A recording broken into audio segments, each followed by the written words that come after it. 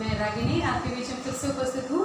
बच्चों, जैसे हमने लुई अंकल की स्टोरी पढ़ी थी, आज जो है हम जार अंकल की स्टोरी पढ़ेंगे। रूस में रूसी क्रांति की हम बात कर रहे हैं, तो रूस में एक जार अंकल थे जो बहुत तानाशाह शासक थे और वो अपने आप को संसद से बाहर समझते थे, संसद के अंदर नहीं समझते थे। तो इस प्रकार से उनके जो कहते हैं कि अत्याचार बढ़ते जा रहे थे। तो उसी दौरान 1905 में आज हम चर्चा करेंगे कि रूस में उथल पुथल का समय 1909 की क्रांति है ना, 1909 की जो क्रांति थी वो कैसे अस्तित्व में आई। सॉरी, ये 1909 नहीं है, 1905 की क्रांति है ना। 1905 में क्रांति हुई थी, वो कैसे हुई थी। तो उस समय रूस में जार का शासक था और वो उनके अत्याचार बढ़ते जा रहे थे। वो जो है निरंकुश था और राष्ट्रीय संसद के अधीन नहीं था, यानी वो अपने आप को संसद के ऊपर समझता था, संसद के अंदर नहीं समझता था और अपने आप को सुप्रीम पावर के रूप में यूज करता था। तो क्या हुआ कि उदारवादियों ने एक मुहिम चलाई। एक्चुअली हुआ कहते हैं कि 1904 में महंगाई बहुत तेजी से बढ़ गई और जो मजदूर थे उनके वेतन में 20% तक कटौती की जाने लगी और लोग भुखमरी की कगार पर आ गए, नौकरियां जाने लगी। तो ऐसे में बहुत ज़्यादा उथल पुथल का दौर था, लोग परेशान थे, त्राही त्राही मच रही थी।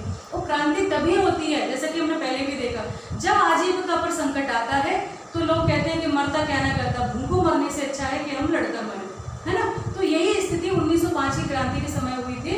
1904 में जब बहुत ज़्यादा महंगाई बढ़ गई, लोगों के वेतन में कटौती होने लगी और नौकरियां जाने लगी, तो फिर कैसे सर्वाइव करते। तो सारे मजदूर एक हो गए और उदारवादी जो चाहते थे कि एक प्रतिनिधि व्यक्ति हो और वो लोगों की बात सुने और मूल अधिकारों पर कायम रहे, मूल अधिकार लोगों के सुरक्षित रहे। तो उदारवादियों ने क्या किया, 1905 में एक मुहिम चलाई और संविधान निर्माण के लिए सोशल डेमोक्रेट और समाजवादी क्रांतिकारियों को उन्होंने साथ लिया और जगह जगह अपनी बात प्रचारित की।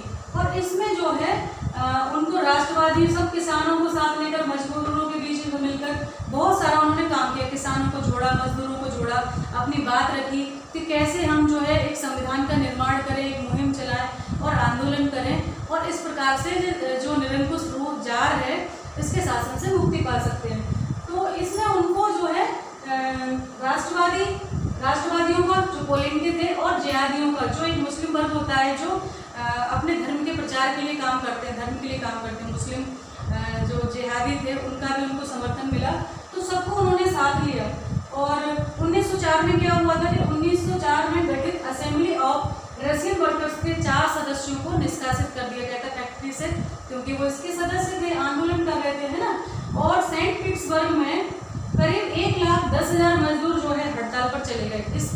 उसमें धीरे धीरे लोगों की नौकरियां छीनने लगे। जब इन्होंने संगठन बनाए, बहुत बड़ी संख्या में लोग जो है मजदूर संघ से जुड़ने लगे, क्योंकि उन्हें अपनी बात रखने के लिए मंच चाहिए था, है ना, क्रांति के लिए। तो इन मजदूर संगठनों से जुड़ने पर उनकी नौकरियां खत्म कर दी गई।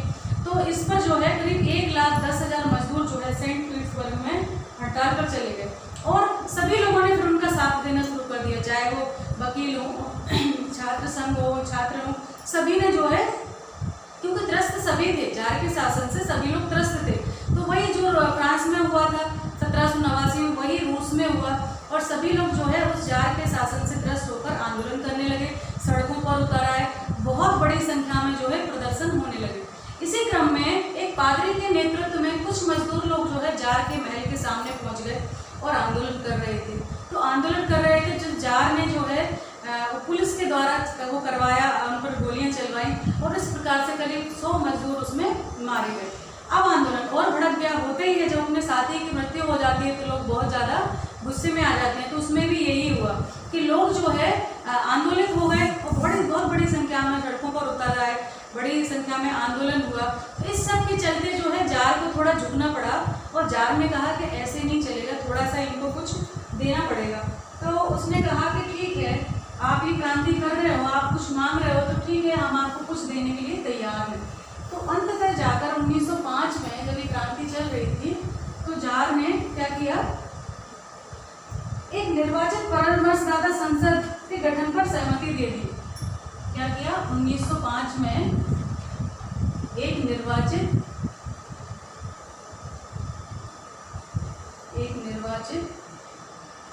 परामर्शदात्री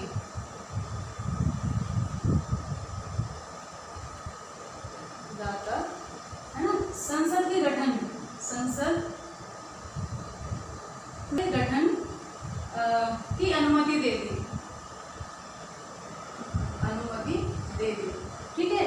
और इसको क्या कहा जाता था, वहाँ की संसद को कहा जाता था ड्यूमा, है ना, ड्यूमा।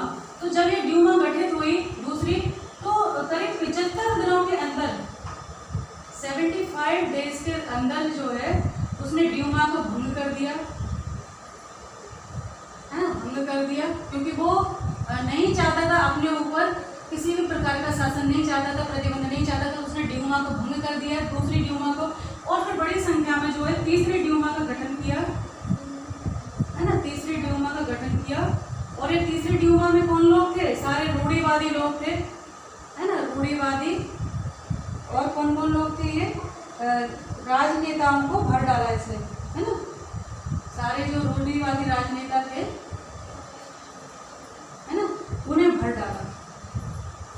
तो ये इस प्रकार से उसने दूसरी ड्यूमा को खत्म करके तीसरी, तो उदारवादी क्रांतिकारियों को इससे बाहर रखा हुआ, उदारवादियों को इससे बाहर रखा, है ना, इससे बाहर रखा। तो इस प्रकार से ये बहुत ज़्यादा उथल पुथल उस समय रूस में मची हुई थी, और बहुत सारी जो कमेटियाँ गठित हुई थी उन सबको गैर कानूनी घोषित कर दिया, और वो अनधिकृत रूप से काम कर रही थी बहुत सारी कमेटियाँ, क्योंकि सभी को गैर कानूनी घोषित कर दिया था। वो अपने हिसाब से शासन चलाना चाहता था।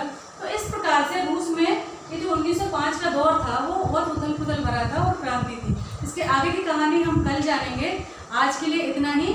ये वीडियो मैं यहीं समाप्त करती हूँ। अपना ध्यान रखना, पढ़ाई करते रहना, और मैं आपके साथ हूँ। नमस्कार।